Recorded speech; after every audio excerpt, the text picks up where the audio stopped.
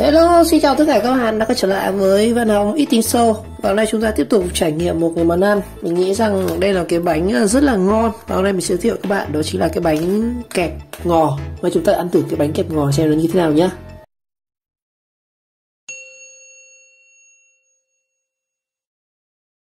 Thực ra thì gói này không phải là gói mớ nguyên bản của nó đâu anh em. Gói mớ nguyên bản của nó thì nó to hơn. Gói này của nó khoảng là 500g, còn nửa cân cơ, nó rất là to. Và cái bánh nó hình chữ nhật như này nhá. Cái này thì cái gói mình đang cầm trên tay thì như bị ăn dở rồi, không phải nguyên bản. Tuy nhiên thì sau khi ăn thử cái bánh này mình thấy rất là ngon. Và mình cũng có tìm hiểu qua thì mình cứ chưa thấy ai giới thiệu về cái món bánh này. Vì vậy mình muốn làm video này chia sẻ các bạn một cái món ăn rất là ngon. Bánh này cực kỳ ngon luôn đấy. Trong các loại bánh của Việt Nam thì mình thấy cái bánh này là ngon nhất đó. Và cái món bánh kẹp ngò này thì thường là nổi tiếng ở miền trong anh em, miền Nam ấy, anh em là đi công tác trong Sài Gòn các tỉnh miền trong thì mới nghe thấy cái bánh này. Còn người Bắc thì chúng ta rất là ít thấy cái bánh này.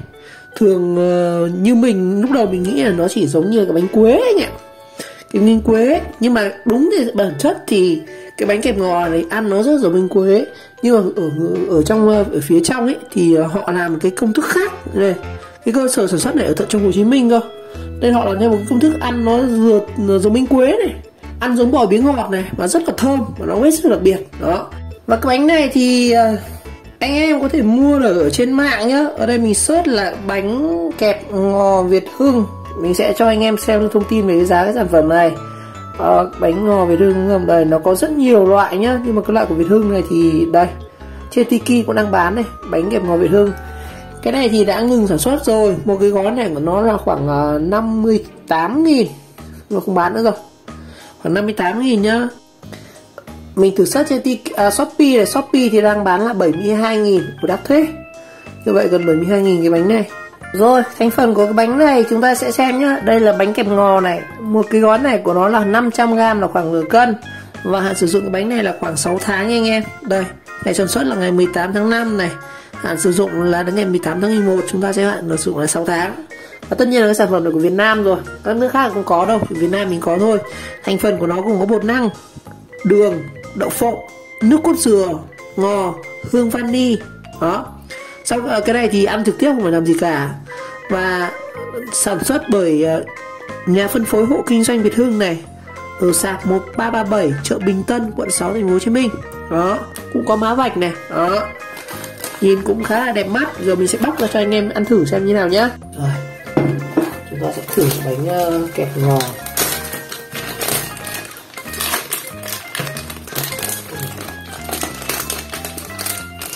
Cắt. Chúng ta sẽ thử cái bánh kẹp ngò này.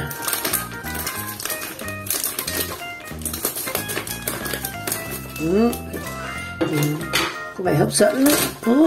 Đây, mình sẽ bày hết ra đĩa nhá. Chúng ta xem cái bánh kẹp ngò này. Wow, nó rất đặc biệt đây. Đây. Rồi, mình sẽ giới thiệu anh em về cái bánh kẹp ngò này. Đây, hình dáng của nó đầu tiên đã. Hình dáng các bạn thấy đấy này. Nhìn nó rất giống cái bánh quế ở miền Bắc. Ở miền Bắc như chỗ mình là người ta hay có cái bánh quế tròn tròn này, nó mỏng tan ra này. Và thường là ngày xưa họ hay bán cái bánh quế ấy. Rồi cái bánh này nó có cái hình vân vân này. Đó. Và đặc biệt của cái bánh này thì bên trong anh em thấy này, mỗi cái bánh nhá thì nó đều có một cái ngò. Ở trong miền Nam thì gọi là cây ngò, còn như ở miền Bắc mình sẽ gọi là cây rau mùi đấy. Đấy, cái này ít ngò này. Đấy, cái này nhiều này. Đây, có cái nó chỉ có vỏ bánh không này. Đó. Đây, cái bánh này đây, hình dạng nó như này. Đó, nó là bản hình chữ nhật. Mùi thì rất là thơm. Mình ngửi thấy có mùi lạc, mùi đậu phộng, rất là thơm luôn. Đó. Theo mình hiểu như là cái bánh này họ làm, tức là họ sẽ cán một cái miếng bánh đa hình vuông ra, sau đó họ cho cái lạc lên trên, sau đó họ cho cái rau ngò này, sau họ gập cái bánh này vào, sau họ cho vào nướng, thì chúng ta sẽ có một cái bánh hình như này. Nó như là một cái bánh crepe ấy, giống như bánh crepe ở nước ngoài ấy, là từ bánh họ tráng bột xong họ quấn gập này, gọi là bánh crepe. Còn nếu đúng thì nó là tên gọi là bánh kẹp ngò nhá. Đó. Miền Bắc thì chắc mình sẽ gọi là bánh quế kẹp. Đó. Rồi mình sẽ ăn thử một cái nhá. Đây, ăn thử cái này.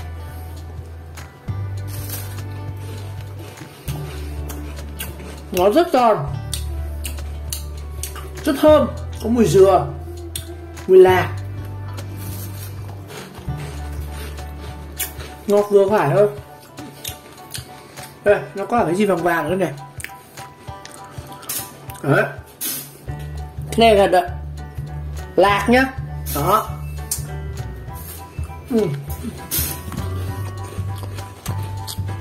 Rất là ngon.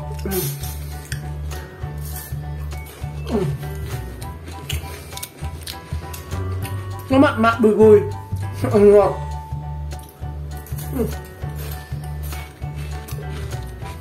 Ăn giòn tan, ngon, rất là ngon.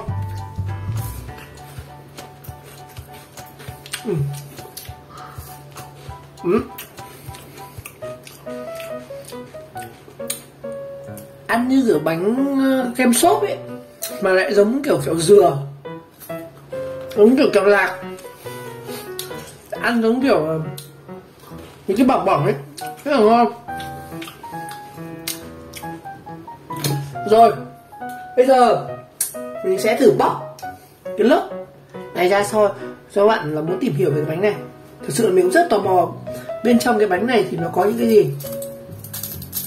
Thấy nhá, nó sẽ có những cái lớp vỏ như này. Đó. Nó là cái bánh crepe, là bánh cuộn rồi mà. Đấy. Đấy, nó sẽ đây, giữa này nó có một lớp nữa này. Đó. Cái này như là chúng ta sẽ tách hai lớp nó ra này. Đây. Đó, lại một lớp nữa này. Đó. Đây. Cái lớp mà tạo lên cái độ béo bùi chính là cái lớp này. Đây chính là cái này mịn. Cái lớp này nhá. Lớp nhìn vàng vàng. Nhưng mà nó chính là cái lớp mà theo mình hiểu là nước dừa trộn với bơ lạc. Nó là cái lớp lạc ấy. Hãy thử ăn ngay xem.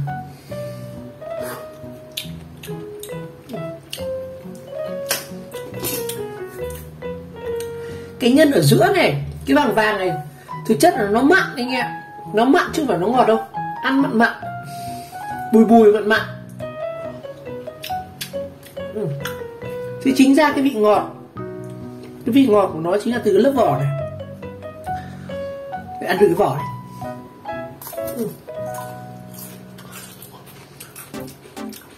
Thực ra mình ăn cái vỏ này cũng không phải ngọt lắm đâu. Không phải sao lắm mà ăn nó có vị vị ngọt, vị bùi.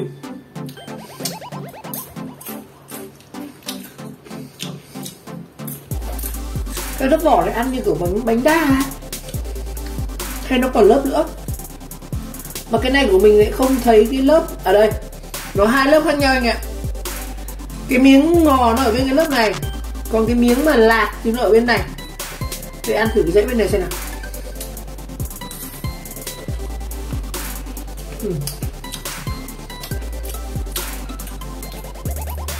Thật sự khi mà ăn chúng ta tách riêng ra hai cái lớp này, mình thấy nó cái vị của bánh nó rất là khác nhé.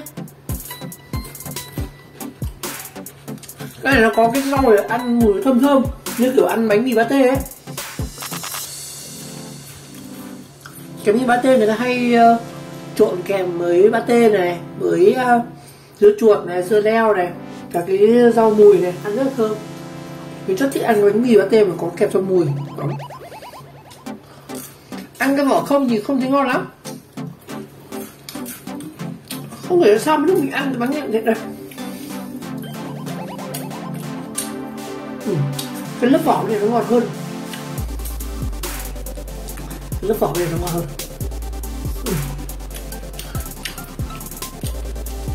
Chính xác là cái bơ để ăn mặn mặn. Cái này ăn mặn.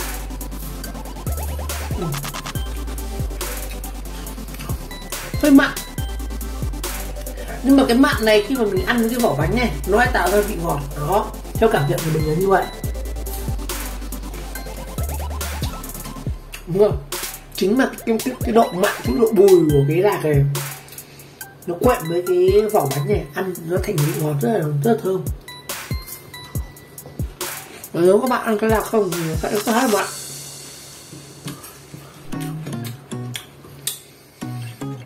Mình sẽ làm cái nữa nhá, cái này thì mình sẽ không bóc tách nhưng mà ăn thẳng luôn.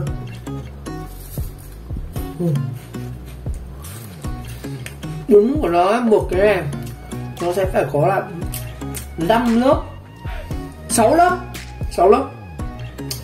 Cái lớp này nó gập đôi này, các bạn ý nhá, cái lớp này nó sẽ gập đôi và lớp này gập đôi này, dưới này chúng ta sẽ có 2 lớp nữa đó, 2 lớp nữa là 6 lớp vỏ quyện với cái phần nhân bơ lạc này.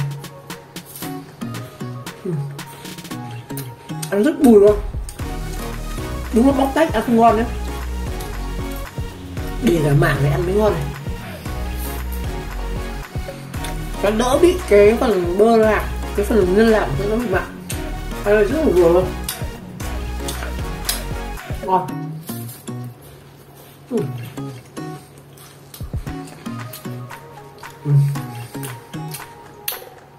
Ngon lắm, ăn như ngái rồi.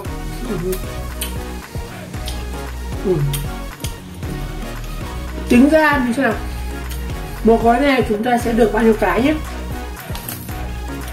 Đây, cái này của nó có một hàng đây, hàng này là 3, 6, 10, khoảng 12 cái nha. Cái hàng dưới này của nó 12 cái. Và bánh này nó có 3 hàng nhá, tức là nó có một hàng này, và trên này họ để một cái hàng 5 cái nữa. Như vậy là 12 nhân 12 là 24, 24 cộng 5 mình cứ cho khoảng 30 cái đi. Thì cũng được.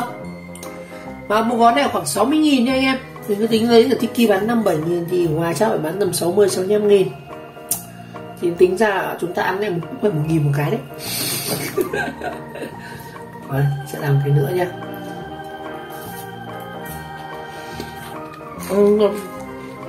Ngon, thơm, bùi.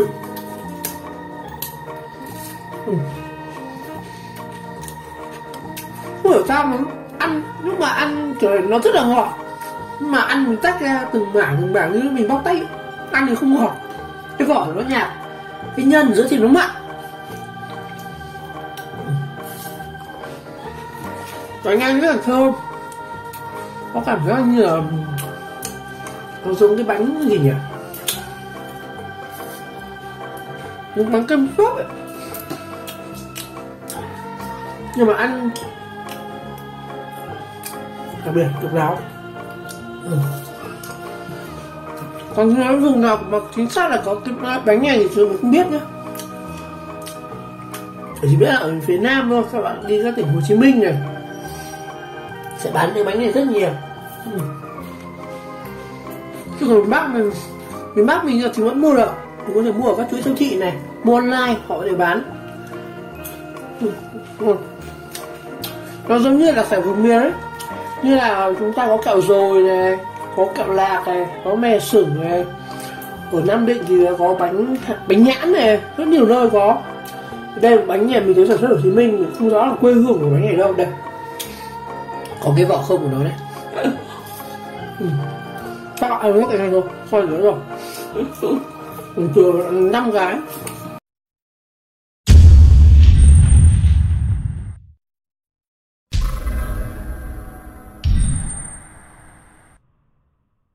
Rồi, như vậy trong video ngày hôm nay thì mình chia sẻ với anh em về một cái bánh rất là ngon, một cái đặc sản ở miền Nam Việt Nam, đó chính là bánh kẹp ngò. Nhãn hiệu là bánh kẹp ngò Việt Hưng. Đó. Cảm nhận của mình khi ăn cái món bánh này thì nó rất nhiều cảm xúc. Thứ nhất là nó có nhiều rất là hương vị, mình rất là thích cái vị thơm của dừa này, cái vị đậm đà của cái nhân lạc này, và khi cũng một cái độc đáo nữa là nó như một cái bánh cuộn, bánh crepe giống kiểu bánh nước ngoài ấy. Ăn nó nhưng mà rất là ngon, rất là thơm mùi dừa, thơm mùi bơ lạc, thêm mùi cái vỏ bánh quế này, nó ăn rất là quyện vào nhau, rất là tuyệt vời. Và mình hy vọng rằng các bạn sẽ có dịp mà trải nghiệm món bánh kẹp ngò này. Lần nữa cảm ơn các bạn đã theo dõi video clip, và nếu thấy video hay và ý nghĩa các bạn nhớ like, subscribe của kênh và chờ đón các video tiếp theo. Chúng ta sẽ có những trải nghiệm ăn uống khác. Kính chào các bạn.